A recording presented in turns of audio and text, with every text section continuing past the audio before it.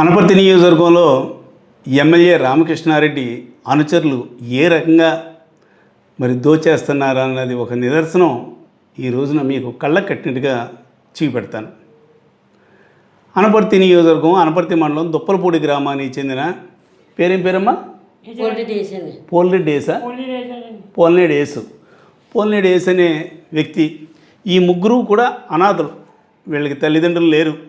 గ్రామంలో ఏదో కూలి పని చేసుకుని బతుకుతున్నారు. ఈ యేసు అనే వ్యక్తి గ్రామానికి చెందిన ఒక బీజేపీ నాయకుడు అంటే రామకృష్ణారెడ్డి శిష్యుడి దగ్గర 2,000 అప్పు తీసుకుని ఇప్పటికి ఎంత కట్టారమ్మా? 30,000 వరకు కూడా వడ్డీ నిమిత్తం. పాపం వీళ్ళ అమాయకులు, వీళ్ళు కూలి పని చేసుకుంటాం తప్ప ఏం లేదు. వడ్డీలని 30,000 వరకు కూడా తీసుకుంటాం జరిగింది. సరే తీసుకున్నారు. మళ్ళీ పాపం ఇతనికి వికలాంగ పెన్షన్ వస్తుంది. మన 1వ తారీఖున 6,000 పెన్షన్ ఇతనికి వస్తే ఇది చూడండి, ఈ పెన్షన్ కూడా వాళ్ళ ఇంటి దగ్గరికి రమ్మని ఇతనికి ఇచ్చారట. మరి అక్కడ కార్యకర్తలు నాయకులు కూడా ఇస్తే ఇతని చేతులు అలా పెట్టగానే ఆ 6,000 కూడా అతను బైఫోర్స్గా లాక్కుని వెళ్ళిపోయాడట.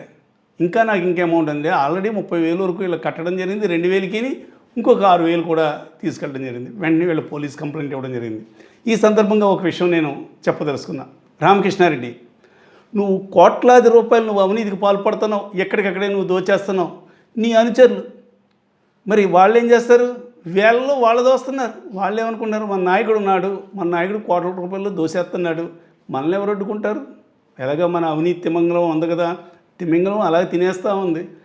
వీళ్ళని మనం ఏదో అతను తిమింగలం అయితే మనం చిరుచేపలు లాంటి వాళ్ళం, అందు గురించి వీళ్ళ దగ్గర మనం లాగేయచ్చని వాళ్ళు కూడా ఈ రకంగా విజృంభించేస్తున్నారు.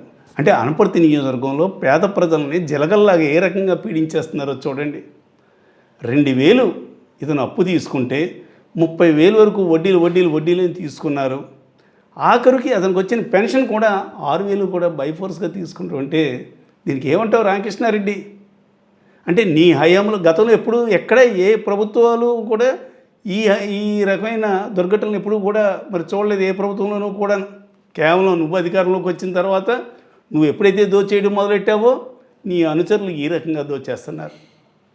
వీళ్ళని చూస్తేనే తెలుస్తుంది ఎంత పేదవారో, ఎంత అమాయకులు కాబట్టే వీళ్ళని ఆ రకంగా వంచేసి దోచేయడమే కాకుండా ఆఖరికి పెన్షన్ డబ్బులు కూడా మరి బైఫోర్స్గా తీసుకున్నారంటే ఎంత దారుణం, ఎంత దౌర్జన్యం. నియోజకవర్గ ప్రజలారు ఒక్కసారి గుర్తు తెచ్చుకోండి, చూడండి. గతంలో కూడా నేను చాలాసార్లు చెప్పాను రామకృష్ణారెడ్డి అవినీతి గురించి. అతను అవినీతి ఆ రకంగా చేస్తే అంటే ఆవు చేలో మేస్తే దూడ కూడా చేలోనే మేస్తుంది, గట్టు మీద మేయదు. అదే రకంగా అవినీతి తిమింగలం అతను ఆ రకంగా రామకృష్ణారెడ్డి దోచేస్తుంటే ఎమ్మెల్యే కింద స్థాయి వాళ్ళు ఈ రకంగా దోచేస్తున్నారు. ఇకనైనా మళ్ళీ ఇటువంటి దౌర్జన్యాలు కానీ పేదవాళ్ళని ఈ రకంగా దోచేసి ఈ విధంగా కానీ చేస్తే మాత్రం వైఎస్ఆర్ కాంగ్రెస్ పార్టీ తరఫున తగిన విధంగా బుద్ధి చెబుతామని మాత్రం ఈ సందర్భంగా తెలియజేస్తున్నాను. నీ కార్యకర్తల్ని, నీ నాయకుల్ని అదుపులో పెట్టుకుంటావో, నీ అవినీతి తగ్గించుకుంటావో లేదో కూడా నువ్వే చూడు. ముందుగా నీ అవినీతిని తగ్గించుకో, అప్పుడు ఈ కింద కార్యకర్తలకు నువ్వు కూడా చెప్పడానికి నువ్వు ధైర్యంగా చెప్పగలవు, వాళ్ళు కూడా వింటారు. కానీ నువ్వే పెద్ద తిమింగలం అయిపోయావు. కింద వాళ్ళు ఇంకా వాళ్ళు యథేచ్ఛగా ఒక చట్టం కానీ ఒక స్థానిక ఉన్న ప్రజలన్నా కానీ ఎవరన్నా ఏమన్నా అంటారేమన్న భయం కానీ సిగ్గు కానీ లేకుండా వాళ్ళు దోచేస్తున్నారు యథేచ్ఛగాని.